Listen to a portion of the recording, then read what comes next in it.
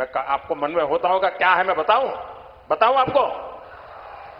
ऐसा है, ये जो अनूप लड़ रहा है ना चुनाव आपके यहां, ये पिछले 5 साल से मेरे साथ काम करता है और देश भर में घूम करके चीजें खोज करके लाता है। यानी एक प्रकार से मेरा डेडिकेटेड साथी रहा है। एक प्रकार से ऐसे कामों के लिए वो मेरा बायां हाथ बन गया है। और कभी भी शायद यहां भी लोगों को पता नहीं होगा कि अनूप मेरे साथ इतने सालों से है, कभी बोलता नहीं है। और मैंने इसकी शक्तियों को जाना है।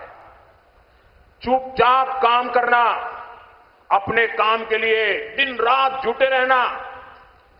मैंने ऐसा नौजवान मुझे मिला, मेरा बहुत काम हो गया। लेकिन मैंने देखा कि जब केरलम को इस नौजवान की सेवाओं को फायदा होगा तो मैंने कहा मेरा भले ही नुकसान हो जाए, लेकिन मैं आज अनूप को आपको सुपुर्द करने के लिए आया हूं।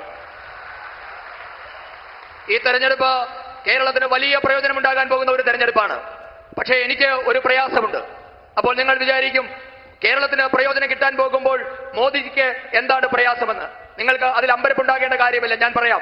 ഇവിടെ ഇരിക്കുന്ന ഈ അനൂപ് കഴിഞ്ഞ 5 വർഷമായി എനിക്കൊപ്പം ജോലി ചെയ്യുന്നയാളാണ്.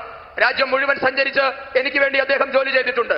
യഥാർത്ഥത്തിൽ പറഞ്ഞാൽ വളരെ ഡെഡിക്കേറ്റഡ് ആയിട്ടുള്ള, സമർപ്പിതനായിട്ടുള്ള ഒരു യുവാവാണ് അനൂപ്. മറ്റൊരു തരത്തിൽ പറഞ്ഞാൽ എന്റെ വലം കൈയായി അദ്ദേഹം കുറെ കാലമായി പ്രവർത്തിക്കുന്നു.